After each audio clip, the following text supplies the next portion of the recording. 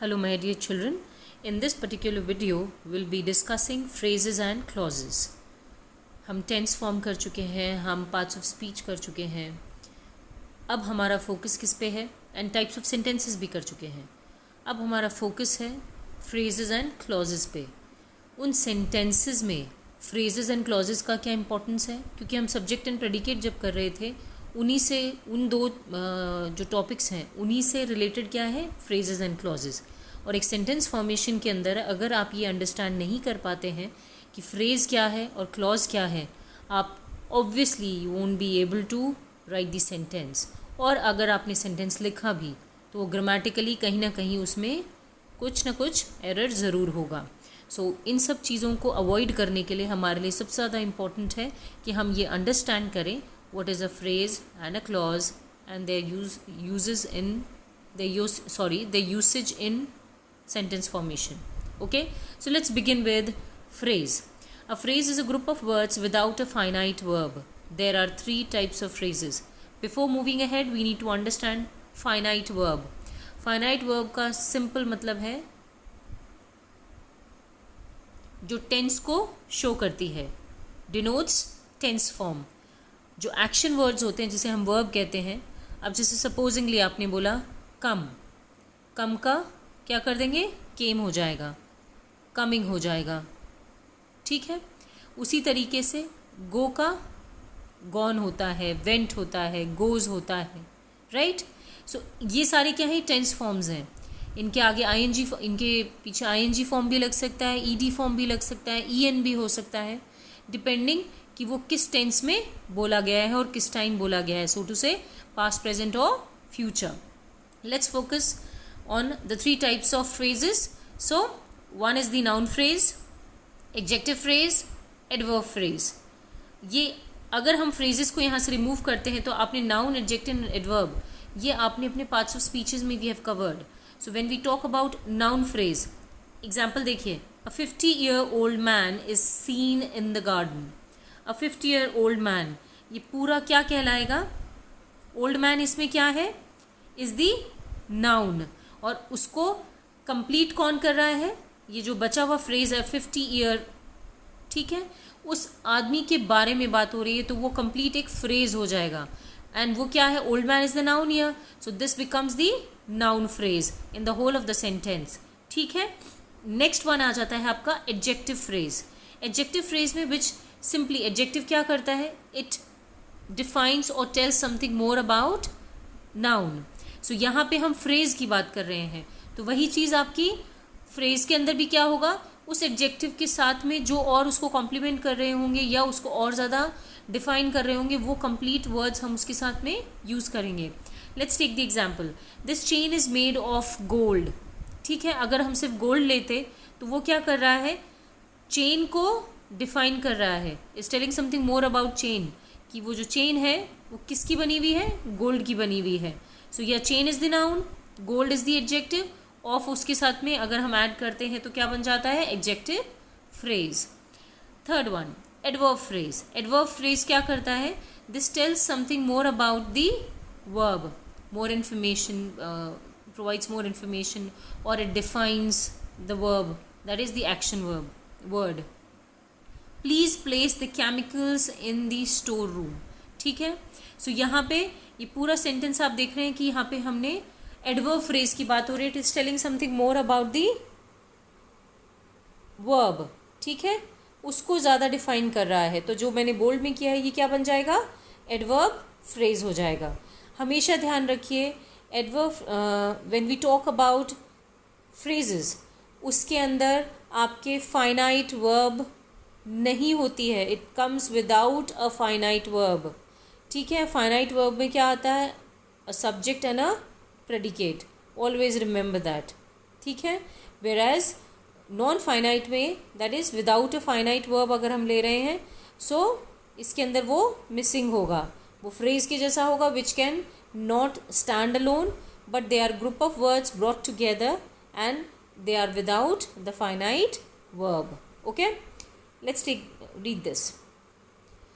A finite verb is a word that denotes tense and a non-finite is a verb which does not.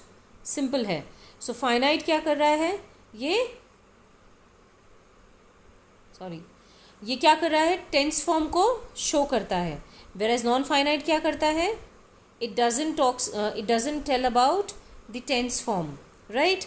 So when we talk about finite verb, let's take the example. He has written some books. He has written सबसे पहले तो एक चीज़ है कि ये tense form show कर रहा है, plus it has got the finite verb, plus it tells about the present perfect tense. en form आ गया, has. ये दोनों को जब हम combine करते हैं तो ये क्या बन जाते हैं, it tells about the finite verb plus the tense form, and the tense form is present perfect tense. Okay children, in the next sentence, speaking on the occasion, the minister said prohibition would be lifted soon. So यहाँ पे क्या बोल रहे हैं, speaking on the occasion, इसमें ing form use हुई है पहला. सेकेंडली आप इस सेंटेंस को एक बार आप गौर से देखिए, ये ऐसा नहीं लग रहा है जैसे कि एक स्टेटमेंट जैसा है. There is no action taking place, right. Speaking on the occasion, the minister said prohibition would be lifted. He has written some books, right. So इसके अंदर ये नॉन फाइनाइट वर्ब है. It is, look at this, non finite verb क्या show करता है, is a verb which does not talk about और denotes tense form. ठीक है. सो यहाँ पे ये टेंस शो नहीं कर रहा. It is telling something more about the whatever the action has taken place, और ये स्टेटमेंट जैसा साउंड कर रहा है. Let's take it, let's move ahead now children. There are 3 types of non finites in English. अभी तक हमने finite किया था, उसके बाद हमने नॉन फाइनाइट को इन जनरल समझा है. अब उसके हम टाइप्स को अंडरस्टैंड करेंगे. कौन कौन से 3 टाइप्स हैं, infinitive, gerund and participle clause. Participle clause के अंडर आ जाता है आपका प्रेजेंट एंड पास्ट पार्टिसिपल. ठीक है. So first one is, before moving ahead with the types, इसमें एक वापस से एक just let's take the revision of it. Verbs can be classified as finites and non-finites. A finite verb is a verb that denotes tense. Example है he goes to school. Action word show कर रहा है. ठीक है.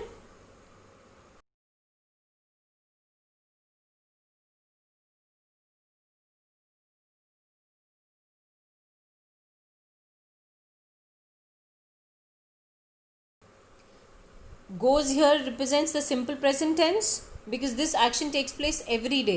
So ये action present में start होके वहीं पे ये ख़त्म होता है, तो ये simple present tense में es form आ जाएगा आपका. Similarly, went, gone are the other forms of the verb, whereas non-finites are the verb forms which do not give complete finite meaning. उनका मतलब तो होता है लेकिन वो complete meaning नहीं होता है, right? They cannot stand alone. They do not define the whole of the complete meaning, but they do have the meaning with them. They have none of the tenses, have no number and take no model. That is, auxiliary verbs नहीं लेते हैं. There are 4 types of non-finites: infinitive, gerund, present participle and past participle. Right children? Let's read further and understand further. Look at these sentences. She wants to buy a new house. ये क्या है, infinitive है. To buy, मैंने to और buy को यहाँ पे, to is the infinitive, generally takes to with it. ठीक है. और buy क्या हो गया आपका, verb हो गया. Buying a new house needs money, ये gerund है. gerund में आप बहुत commonly, अगर आपको कभी gerund को understand करना है कि आप कैसे आइडेंटिफाई करें कि आईएनजी फॉर्म, तो आपके नेक्स्ट सेंटेंस में देखिए, लुकिंग के अंदर भी आईएनजी फॉर्म है. सो हर आईएनजी फॉर्म वाला जेरेंड नहीं होगा और हर आईएनजी फॉर्म वाला प्रेजेंट पार्टिसिपल नहीं होगा. डिफरेंस बहुत इजीली आप मेकआउट कर सकते हैं. अगर हम सेकेंड सेंटेंस की बात कर रहे हैं, buying a new house needs money, ये जेरेंड इसलिए है क्योंकि ये बिल्कुल स्टेटमेंट जैसा साउंड करता है. इसमें कोई एक्शन नहीं हो रहा है. It's simply telling you something. It's adding some more information, but it is not doing any sort of action. Buying a new house needs money. मतलब घर खरीदने के लिए आपको पैसे की ज़रूरत है, and everybody knows this. और इसमें कोई action नहीं हो रहा है. You need to, but just think over it and listen, and you need to. It is adding some more information. That's all. Whereas when we talk about ये मैं आपको बहुत ही लेमैनिश लैंग्वेज में समझा रही हूँ, because that makes easy for you to understand how to differentiate between gerund and the present participle. Right children, let's move to the next one. I found him looking for a new house. ये present participle है, looking ING form आ रहा है इसमें भी, और ये present को शो कर रहा है जो एक टेंस फॉर्म है, और it is going to happen. Right. Wounded, wounded में ईडी फॉर्म आ रहा है या ईएन फॉर्म आ रहा है. वो पास्ट पार्टिसिपल क्या लेता है, या तो ईडी लेगा या ईएन लेगा. सो यहाँ पे wounded in the war the soldier was brought to the medical camp. So this is the past participle. इनको हम और एलिबरेटली पढ़ेंगे आगे. So let's begin with the infinitives. Look at the forms of the infinitive in the following sentences. Let's read them. Rajita wanted to learn photography.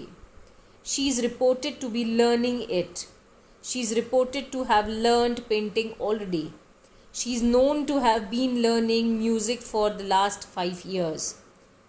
Look at that children. ये सारे to के साथ में आपको verb मिलेगा, past या past participle भी मिलेगा, ing form भी मिलेगा. ing that is verb plus present participle, और to have plus past participle and the be form and plus the ing form. So आपको ये सारा किस में, इन्फिनेटिव्स के अंडर ये 4 टाइप्स में वेरियस वेज दिखाएं कि आप किस तरह 4 फॉर्म्स में आप अलग अलग तरीके से सेंटेंस फॉर्म कर सकते हैं using to. So infinitives all at times it is there is a possibility, exceptions are always there.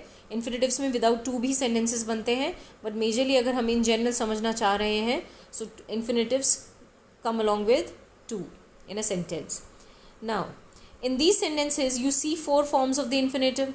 The following are the structures of these 4 infinitives. First sentence में देखिए ऊपर हमने क्या लिखा है, Rajitha wanted to learn photography. So 2 plus learn क्या हो गया आपका, verb हो गया. Right? Next में है to be plus verb ing, that is the present participle.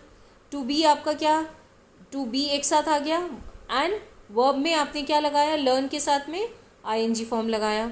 ठीक है. Be is the tense form, that is present participle को शो कर रहा है, be plus ING.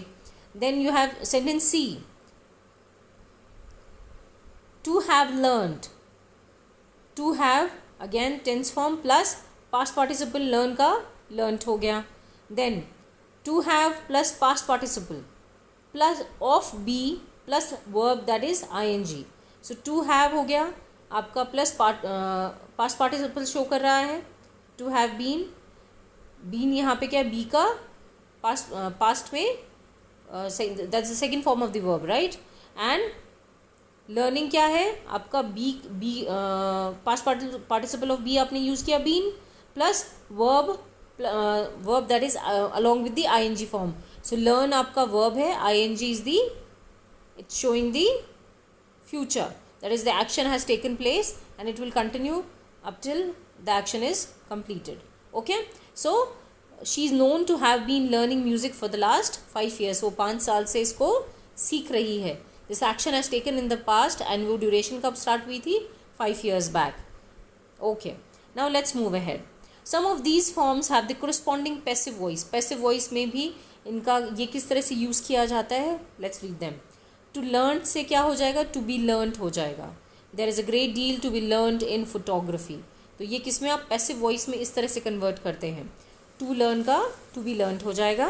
And next sentence देखिए, टू हैव आस्क्ड का टू हैव बीन आस्क्ड हो जाएगा. That is he was happy to have been asked to deliver the convocation address. Okay children, so you need to learn, understand and learn these 4 forms, different types of forms which have been used for one single verb and to infinitive जो use किया है. उसके साथ हमने 4 तरीके से sentence को कैसे कैसे बनाया है, taking the similar sort of words. Okay, so that's how you need to understand the construction and structure of the sentence by with the use of infinitive. Now second one, the infinitives shown above have the word to before them, but look at these sentences. The mother made the child drink the medicine. Then she let the child go out and play. इन दोनों sentences में कहीं भी to infinitive नहीं है। अब उसको हम understand करेंगे कि अगर आपके सामने ऐसा कोई एग्जाम में सेंटेंस आता है या whenever you are reading anything, how do you identify that whether this sentence is an infinitive or not. Let's read them. To is very commonly used with the infinite, but it is not necessary sign of the infinitive. Okay, so the following verbs take the infinitive without to. कुछ specific verbs होते हैं जो to नहीं लेते हैं, वो अपने आप में उसको justify कर रहे होते हैं और वो क्या कहलाते हैं, infinitives कहलाते हैं। ठीक है, सो आपको इन वर्ड्स को याद रखना होगा कि वो कौन कौन से हैं जो विदाउट टू यूज़ किए जाते हैं। They are considered as infinitives in the sentence. The principal verbs, to is very commonly used with the infinite, तो वो प्रिंसिपल वर्ब्स कौन से हैं, can, must, let, make, bid, dare, please, need. Okay, then verbs denoting some kind of perception, you perceive something, आप उसको मान लेते हो जैसा, that is what we call perception. Whatever you have perceived of the idea, आपने अपने दिमाग में एक परसेप्शन बना लिया किसी चीज़ को लेके, उसी को हम यहाँ पे उनमें कैसे आ जाता है, सी। कौन कौन से वर्ड्स आ जाएंगे आपके, see, here, feel, watch, no, think, so many of them, but these are few of them. So examples लेते हैं अब। Make her do the work, you need not go there, please go there, let him stand there. ये जितने भी हम इसमें words देख रहे हैं, ये दीज वर्ड्स और verbs denote some kind of perception, okay, और these are said to be the principal verbs which are denoting the infinitive. Okay, now the infinitive without to is used after had better, had rather, had sooner, would rather, sooner than, rather than. ये देखिए इनमें few of them are comparative, whereas the other one इसमें आपके आ रहे हैं जो had है, ये किसको शो करता है, perfect को, पास्ट परफेक्ट टेंस को शो कर रहा है। ठीक है, और इसका यूसेज सेंटेंस में कैसा है वो देखते हैं। You had better meet your uncle, he would rather fight than give up, I had rather write than play, she had sooner run than walk. So यहाँ पे आप देख पा रहे हैं कि किस तरीके से सेंटेंस में इसको यूज़ किया जा रहा है और वो कंपैरिजन भी हो रहा है। यहाँ पे ये जो इन सेंटेंस में she had sooner run than walk, so यहाँ पे सूनर उसके साथ में देन आ रहा है सेंटेंस में अगर, तो आप क्या करेंगे, उसको इन्फिनेटिव ट्रीट करेंगे। Is that okay children, because you are not using to in these two cases. Okay, now let's move to the gerund. The gerund and the present participle have the same form, that is verb plus ing. Swimming, walking, cutting, etc. The gerund is also called the verbal noun. Noun जो which is telling something more. Okay, let's put it how. Uses of the gerund as the subject of a verb. gerund को कैसे use किया जा रहा है, subject of a verb की तरह use किया जा रहा है। Swimming is a good exercise. Smoking is injurious to health. Speaking is easier than writing. Looking after children needs a lot of patience. यहाँ पे आप देखिए पहली चीज़ तो जेरंड में आईएनजी फॉर्म यूज़ होता है, प्लस वर्ब इसमें क्या है, हेड नाउन कौन सा हो गया, swimming, smoking, speaking, looking and children. आपको मैंने जो ट्रिक बताया था कि इसमें पहली चीज़ तो these verbs are serving as the subject in the sentence, first thing. Secondly, आप इसको सब्जेक्ट की तरह ट्रीट करने के अलावा आप अंडरस्टैंड कर सकते हैं कि ये सेंटेंसेज आपको they are just like statements which is telling something more about the situation stated, but ये एक एडिशनल इन्फॉर्मेशन है आपके लिए। ये इसमें कोई एक्शन नहीं हो रहा है, there is no action taking place. So that's how you bring out and make out how gerund is working and how you recognize gerund in a sentence. Okay, so in the first case as the subject of a verb, in the second case as the object of a verb. ठीक है, जिसके अंदर क्या होगा, he likes reading detective novel. तो यहाँ पे ing form आ गया, read आ गया, और इसमें क्या हो रहा है, आपका gerund ऑब्जेक्ट की तरह काम कर रहा है जो verb के साथ आएगा। ठीक है, would you mind returning these books to me? Okay, I hate waiting at the bus stop. Wait plus ing, ये क्या शो कर रहा है? Object of a verb as the object of a preposition. Always remember, पहला चीज़ हमने अभी तक क्या समझा है? प्रेपोजिशन क्या होता है? हमेशा एक ऑब्जेक्ट लेता है, वरना वो स्टैंड नहीं कर सकता. It always takes an object, कि पहले प्रेपोजिशन आ जाता है, उसके बाद वो ऑब्जेक्ट आ जाता है जो उसको कंप्लीट करता है.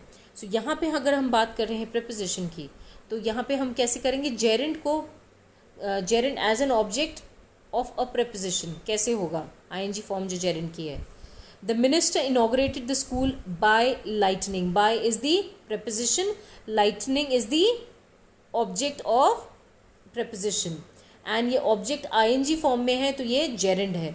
सो आपको जब इसको कभी भी आइडेंटिफाई करना है सेंटेंस में, तो आपको ये देखना होगा कि क्या वहाँ पे प्रेपोजिशन आ रहा है और उसका ऑब्जेक्ट जो हम देख रहे हैं वो जेरेंड फॉर्म में ing फॉर्म के साथ है क्या. ठीक है.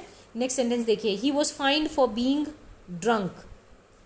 ही is thinking of resigning his job. So दोनों केसेस में फॉर और ऑफ और प्लस ing फॉर्म, तो ये क्या शो कर रहे हैं? Object of a preposition, gerund as an object of a preposition. They resumed their journey. After is the preposition, resting ing form आ रहा है, base form plus ing. तो ये क्या है आपका? Again this is the object of a preposition, gerund as an object of a preposition. Next case है आपका इसके अंदर जो इसको एक और ज़्यादा एक्सप्लेन कर रहा है. As the subject complement. A complement is a word, phrase or clause that is necessary to complete the meaning of a given expression. एक कॉम्प्लीमेंट होता है, आप किसी की तारीफ करते हो जिसमें li आता है चिल्ड्रन. एक कॉम्प्लीमेंट होता है which is defining something more about it. ठीक है, समझ में आ रहा है आपको? यहाँ पे क्या बता रहे हैं कि कोई भी वर्ड या फ्रेज या क्लॉज जो कंप्लीट मीनिंग बताता है उस गिवन एक्सप्रेशन का, उसको कॉम्प्लीमेंट बोलते हैं. ठीक है. Let's take the example. Talking to him is wasting time, seeing is believing. तो ये क्या है? ये अपने आप में पूरा सेंटेंस स्टेटमेंट फॉर्म जैसा है, but it is completing the whole of the expression, कि देखेंगे तो ही मानेंगे. डिपेंडेंट भी हो गया और एक दूसरे के दोनों की मीनिंग भी अलग है, but they are complementing each other. Right. Seeing is believing. Similarly talking to him is wasting time. Again, these two things are dependent on each other and they are complementing each other. So that's how as the subject complement be gerund use होता है. That is talking and seeing. ये जो words हैं ये क्या show कर रहे हैं आपको? Gerund as a subject complement. Note: when a noun or pronoun is placed before a gerund, it must be in the possessive case. Possession, अपना, you have it, it is yours. जब वो आ जाता है आपका, you have that personal touch to it. Right. So let's take the example. तो यहाँ पे क्या बोल रहे हैं? व्हेन अ नाउन और pronoun is placed before a gerund. Gerund से पहले अगर नाउन और प्रोनाउन पुट किया है, it must be in the possessive case. ठीक है. एग्जाम्पल्स लेते हैं. I was pleased at Robert coming here. नहीं, I was pleased at Robert's coming here. Apostrophe S के साथ पोजेशन शो कर रहा है. Coming is the gerund itself, ing form plus base form. They insisted upon me writing the essay. This the incorrect sentence. इसमें me नहीं होगा, upon my writing. ठीक है. My is the possessive pronoun and writing आपका क्या हो गया? Write is the base form, ing is the gerund form. So the complete word is gerund here. Okay, so a noun or pronoun is placed before a gerund and it must be a possessive case. Now, but the possessive case cannot be used with the gerund in the following cases. कौन से हैं वो? When the noun denotes a lifeless thing, जो breathe नहीं कर सकती है, which is a non-living thing. जब इस तरीके का कुछ होता है तो वहाँ पे क्या होगा? जो noun denote कर रहा है वो भी lifeless thing के लिए, वहाँ पे gerund किस तरह से यूज़ होता है? प्लस ऐसे केसेस में पॉजेसिव केस यूज़ नहीं होगा. आपको हमेशा ध्यान रखना है. जब हम ऊपर यहाँ पे हमने एग्जांपल्स किए तो यहाँ पे नाउन, हर नाउन और प्रोनाउन के साथ जेरेंड प्लेस होगा, ये ज़रूरी नहीं है. In the sense possessive case में सो इसी को कहाँ अंडरस्टैंड कर रहे हैं कि there are few certain exceptions where definitely you have the gerund in the sentence if the sentence is there in front of you, लेकिन उसमें पोजेसिव केस यूज़ कहाँ नहीं होगा. फर्स्ट सेंटेंस में देखो एग्जाम्पल क्या है. When the noun denotes a lifeless thing, तो इसका एग्जाम्पल ले रहे हैं. There is no danger of the walls falling down. दीवार के साथ में आपको अपॉस्ट्रोफी लगा के आप उसको पोजेसिव केस मत बनाइए. यहाँ पे क्या बोलेंगे? There is no danger of the wall falling down. ठीक है. Now just note few of these. The following verbs can take either an infinitive और a gerund as an object. ठीक है, ये आपको लर्न करना पड़ेगा. ये 4 डिफरेंट तरीके से चीज़ों को बताया हुआ है कि कहाँ पे कौन कौन से वर्ब्स को किस तरीके से आप यूज़ कर सकते हो और अंडरस्टैंड कर सकते हो सेंटेंसेस में. So the following verbs can take either an infinitive और a gerund as an object. In both the cases या एज एन ऑब्जेक्ट. ये जो वेरियस वर्ब्स नीचे दिए हुए हैं इनको आप यूज़ कर सकते हो, जैसे continue, regret, try, propose, forget, neglect, remember, learn. You need to learn all of these. Second one, the following verbs can be followed by the infinitive, that is to plus verb as the direct object. Direct and indirect object, तो यहाँ पे हम direct object की बात कर रहे हैं कि verb can be followed by the infinitive to, उसके साथ में plus verb आएगा as the direct object directly from the subject itself. देखिए, agree, forbid, learn, offer, care, forget, plan, decide, hope, pretend, deserve, intend, mean, refuse, fail. ये कुछ verbs हैं जो क्या करते हैं, are followed by infinitives and they are used as the direct object. Third one, the following verbs can be followed by the gerund, verb plus ing as the direct object. इसका मतलब क्या है? इसके अंदर जो verbs हैं वो किसके साथ फॉलो किए जाते हैं? जेरेंड के साथ. That is verb plus ING form as the direct object. उसके ऊपर वाले में क्या था कि वर्ब्स जो हैं they are followed by the infinitive to plus verb as the direct object. इस वाले में verbs that are followed by the gerund as the direct object. इनमें कौन कौन से हैं वो verbs? Admit, deny, postpone, appreciate, enjoy, etcetera. Okay children. And the fourth one, the following verb phrases, that is verb plus preposition can be followed by the gerund, verb plus ing. So इसके अंदर क्या है? Remember the gerunds and non-infinitives follow prepositions in general. हमने ऊपर अभी understand किया था कि prepositions किस तरह से काम करता है. So decide on, think about, keep on, think of, plan on, look forward to, put off. इस तरीके के कुछ आपको जो verbs with preposition दिखाई देंगे, they are always they can be followed by the gerund, verb plus ing. Okay. Now the last one in this phrases thing is the participle. Look at the words underlined in these sentences, children. The crying child gets milk. We found a man running for the bus. Inaugurating the seminar, the education minister spoke about the prohibition policy. सब में आपने देखा होगा ING, तीनों sentences में ING का usage हुआ है. सो अभी हमको यहाँ पे अंडरस्टैंड करना है कि किस तरह से प्रेजेंट पार्टिसिपल और पास्ट पार्टिसिपल काम करता है सेंटेंस में और उसको आप कैसे आइडेंटिफाई करते हो. ठीक है, let's read them. The words underline are participles. There are 2 types of participles, the present participle and the past participle.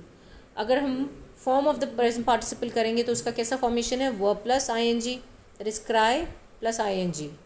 Form of the past participle क्या हो जाएगा? वर्ब प्लस ईडी और वर्ब प्लस ईएन.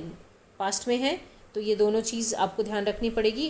प्रेजेंट पार्टिसिपल में verb के साथ ING आ जाएगा, whereas past participle में आपका वर्ब के साथ ईडी या वर्ब के साथ ईएन आ जाएगा.